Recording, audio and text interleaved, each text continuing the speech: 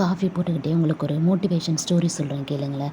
ஒரு முறை ஒரு பொண்ணு வந்து தான் அப்பா கிட்ட வாழ்க்கை ரொம்ப கஷ்டமாக இருக்குப்பா, ஒரே பிரச்சனை முடிஞ்சு அடுத்த பிரச்சனை மாற்றி மாற்றி வந்துகிட்டே இருக்குப்பா அப்படின்னு வருத்தமாக சொன்னாலாம். உடனே அவங்க அப்பா வந்து சமையல் அறைக்கு போ அப்படின்னு சொன்னாங்களாம். அவள் போனாலாம். 3 பாத்திரத்தில் வச்சுக்கோ, அதில் ஒரு பாத்திரத்தில் வந்து உருளைக்கிழங்கு போட சொன்னாராம், 2வது பாத்திரத்தில் முட்டை போட சொன்னாலாம், 3வது பாத்திரத்தில் வந்து கொஞ்சம் காஃபி தூள் போட சொன்னாராம்.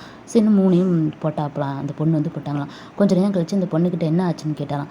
உருளைக்கிழங்கு முதல்ல ரொம்ப கெட்டியாக இருந்தது, தண்ணி வந்து சுடு தண்ணி சரியா, உருளைக்கிழங்கு முதல்ல கெட்டியாக இருந்தது, ஆனால் சுடு தண்ணியில் வெந்தது ரொம்ப மென்மையாகிடுச்சு. முட்டை மேலே ஊடு ரொம்ப மென்மையாக இருந்தது, ஆனால் சுடு தண்ணியில் போட்டோன்னு ரொம்ப கெட்டியாகிடுச்சு. காஃபித்தூள் வந்து காஃபித்தூள் தான் ரொம்ப ஸ்பெஷல். சுடு தண்ணியில் வெந்தது தன்னை மாற்றிக்கிட்டு, அது முன்னாடி மாதிரி இல்லாமல் தன்னை மாற்றிக்கிட்டு ரொம்ப சுவையாக மாற்றிக்கிட்டு, இதில் நீங்கள் யார் அப்படின்னு அவர் கேட்டாராம். வாழ்க்கையில் கஷ்டங்கள் சுடுதண்ணி தான் வரும்போது உருளைக்கிழங்கு மாதிரியும் உடைஞ்சு போகக்கூடாது, முட்டை மாதிரி கல் நெஞ்சுக்காரங்களாம் இருக்கக்கூடாது, காஃபித்தூள் மாதிரி இருக்கணும், இருந்த இடத்த அதுக்கு போல் நம்மளை மாற்றிக்கணும் அப்படின்னு சொன்னாராம். இந்த கதை உங்களுக்கு பிடிச்சிருக்கா?